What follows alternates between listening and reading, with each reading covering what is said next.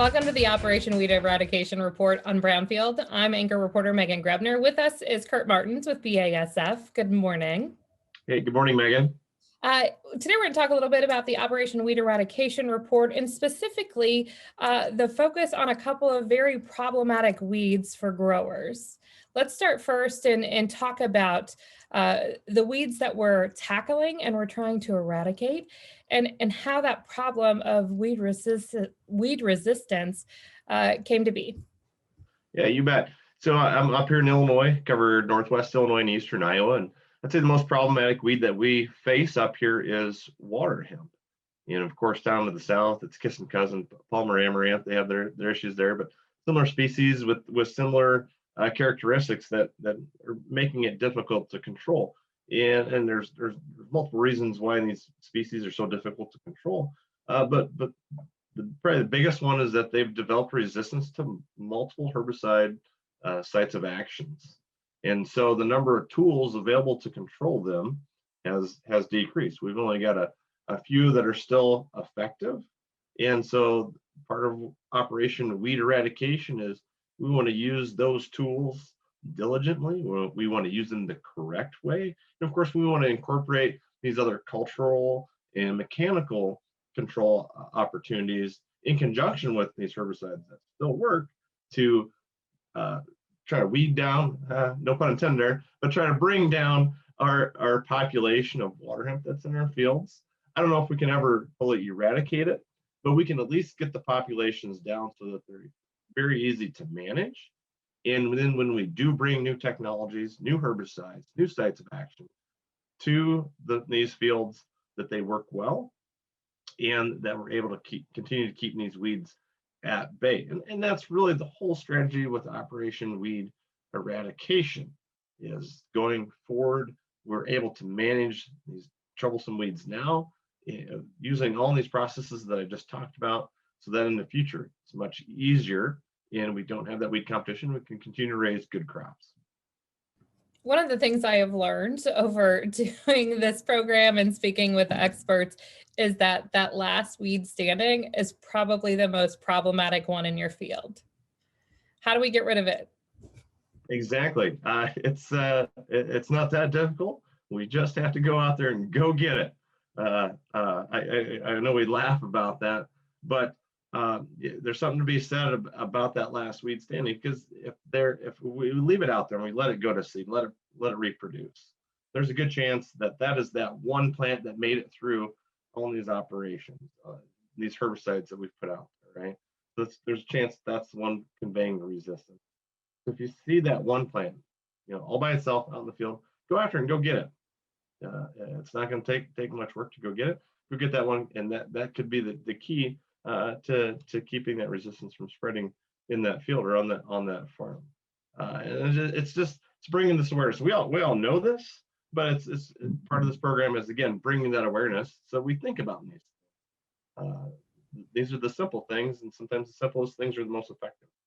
When we talk about where we go from here, it's a multi-pronged approach, right? It's not just herbicides, it's not just hand weeding or utilizing some other mechanical tools. How do we build a program that works for our operation?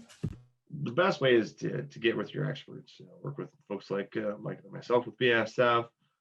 Growers rely on their local retailer to get that advice. Of course, university extension folks. There's plenty of resources out there that growers have an opportunity to utilize. Just ask. We're always willing to help. It may seem like an uphill battle, right? With especially with water hemp, right? But I guess if there is a good thing about water hemp is that the seed does not last very long in the soil. So if you can have an approach for just a handful of years, 3-4 years in a row, without letting any water hemp go to seed, you will see a drastic reduction in the amount of plants on your farm, and control will get much easier. The first couple of years are going to be the hardest. Just have to keep up with that due diligence, and you'll see the progress. Let's talk about some of the practices that Operation Weed Eradication supports when it comes to putting together this multi-layered, three-pronged, multiple-pronged approach to weed control and weed management. First of all, is just getting a right mindset, knowing that you're going to attack these fields. You're going to do what it takes to make sure that they're weed free. You got to get that mindset first.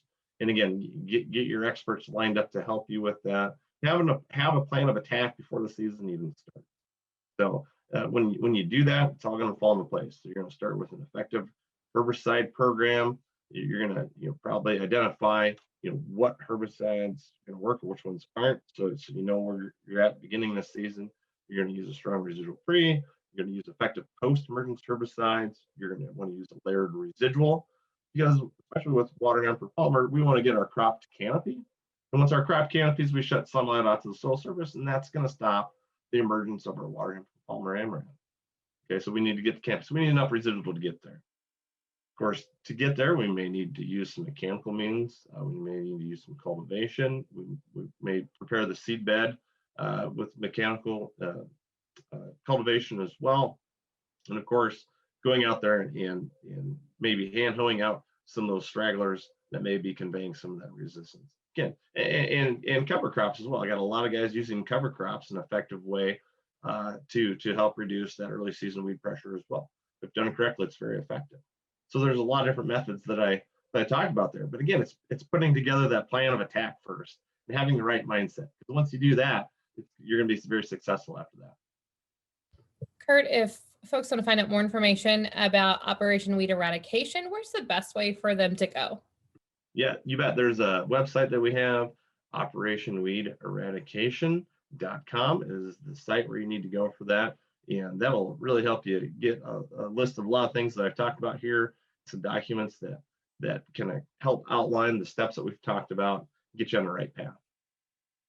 Kurt, always great to see you, and here's to a very safe growing and harvest season. You too. Thanks, Megan. I'm Megan Grebner on Brownfield.